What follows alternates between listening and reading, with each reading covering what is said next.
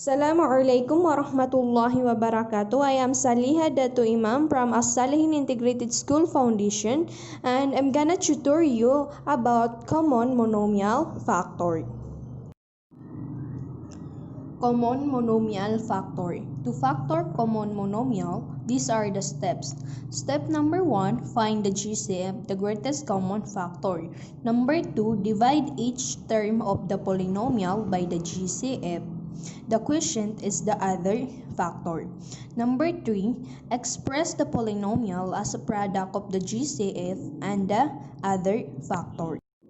Let's have an example. Example number 1, 3x cubed minus 9x squared. First step is we need to find the GCF by examining the prime factor of 3x cubed and 9x squared. We can find their GCF.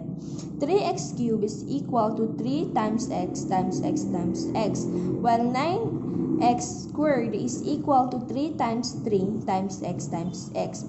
Notice that 3x cubed and 9x squared have one factor of 3 and 2 factor of x in common. So the greatest common factor of 3x cubed and 9x squared is 3 times x equal to 3x squared. Step number 2, divide each term of the polynomial by the GCF. The quotient is the other factor. 3x cubed divided by 3x squared minus 9x squared divided by 3x squared is equal to x minus 3. X minus 3 is the other factor. Step 3, express the polynomial as a product of the GCF and the other factor.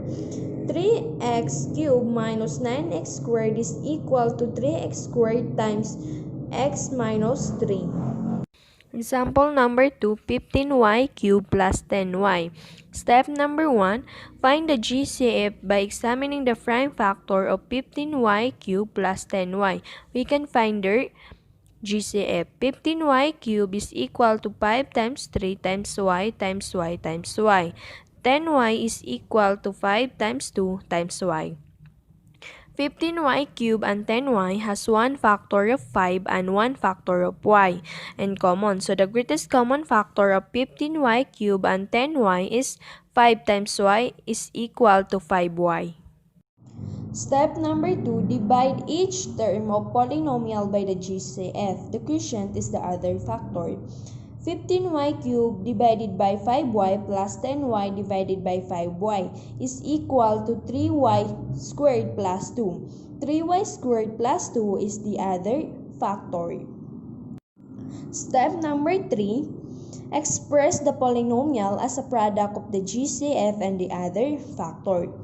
15y cubed plus 10y is equal to 5y times 3y squared plus 2. Another example, 2x cubed plus 4x squared plus 6x. Step number 1, find the GCF by examining the prime factor of 2x cubed, 4x squared, and 6x. We can find their GCF. 2x cubed is equal to 2 times x times x times x. 4x squared is equal to 2 times 2 times x times x. 6x is equal to 2 times 3 times x. 2x cubed, 4x squared, and 6x have one factor of 2 and one factor of x in common. So the greatest common factor of 2x cubed and 4x squared and 6x is equal to 2 times x is 2x. Step number 2, divide each term of the polynomial by the GCF. The quotient is the other factor. 2x cubed divided by 2x plus 4x squared divided by 2x plus 6x divided by 2x is equal to x squared plus 2x plus 3. So x squared plus 2x plus 3 is the other factor. Step number 3, express polynomial as a product of the GCF and the other factor. 2x cubed plus 4x squared plus 6x is equal to 2x times 2x squared plus 2x plus 3.